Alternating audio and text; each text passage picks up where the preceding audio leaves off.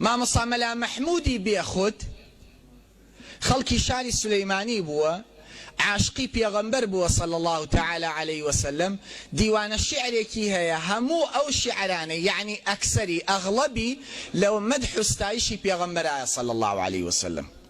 ژنی نەهێناوە، بێژن بووە، هەر خۆی تەرخان کردووە بۆ عیلم و بۆ مەدح و ستایشی پێغەمبەر صلی الله عليه وسلم. جا زۆر تواوەتەوە لە خۆشەویستی پێغەمبەری خوایە صلی الله عليه وسلم.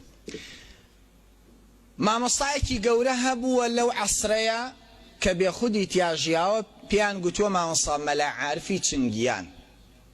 ئەم مامۆستا مەلا عارفە پیاوێکی زۆر عاریف بووە، زۆر خواناز بووە، زۆر ئەهلی شەرع بووە.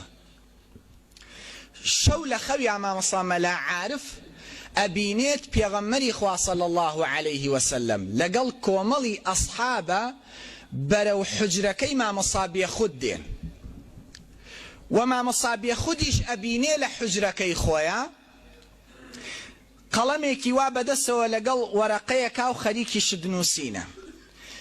مامۆستا بێخود هەرچەنە مەشغوڵە بەم قەڵەم و وەرەقەیەوە و سەری خستۆتە سەر ئەم وەرەقەیەی، هەرچەند زیاتر ئەم مەشغوڵیەت ئەکا بە وەرەقەیەوە پێغەمبەری خوا صلی الله عليه وسلم کۆمەڵی ئەسحاب لە خزمەتیا زیاتر نزیکە بنەوە لە حجرەکە، هەتا وەکو ئەو حەدەی مامۆستا مەلا عارف ئەبینێ کە مامۆستا مەلا مەحموودی بێخود ڕەحمەتی خوان لێبێ وەرەقەکە و قەڵەمەکە دائەنێ لەسەر مێزەکەی و ئەبینێ لە خەوەکەیە مامۆستا مەلا مەحموود ئەچێ بۆ دەستنوێژ. لەو وەختەیە پێغەمبەری خوا صلی الله عليه وسلم لەگەڵ کۆمەڵی ئەسحابە لە جێگەی خۆیانە ڕائەوەستن. مامۆستا مەلا عارف لە خەوەکەی بەخەبەر دێ، یەکسەر ئەڵێ بەخواش بێخود مەلا مەحموود بێخود مەشغوڵە بە شتێکەوە، بە خۆڕایی نییە من پێغەمبەری خوا ئەبینم صلی الله عليه وسلم لەگەڵ کۆمەڵی ئەسحابە بەرەو حجرەکەی بێخود دەچن. مامۆستا مەلا عارف زوو دەستنوێژ ئەشۆرێ و دێ بۆ مزگەوتەکەی بێخود و لە دەرگای حجرەی بێخود ئەدا.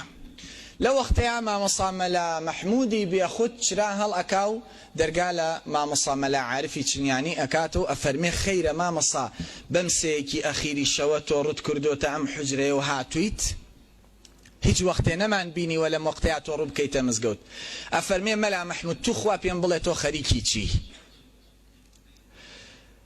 ئەڵێ وەڵڵاهی خەریک بووم لە ستایشی پێغەمبەرە صلی الله عليه وآله وسلم شعرێکم ئەنووسی.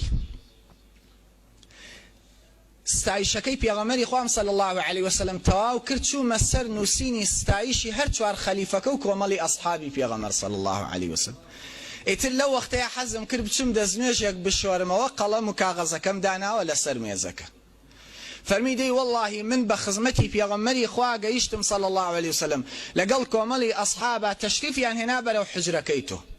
مامۆستا بێخود ئا لە وەختەیە زۆر ئەگری، ئەفەرمێ خۆزگایە نەچوومایە بەرەو شۆردنەوە و تازەکردنەوەی دەستنوێژەکەمە تا ستایشەکەم تەواو کرد.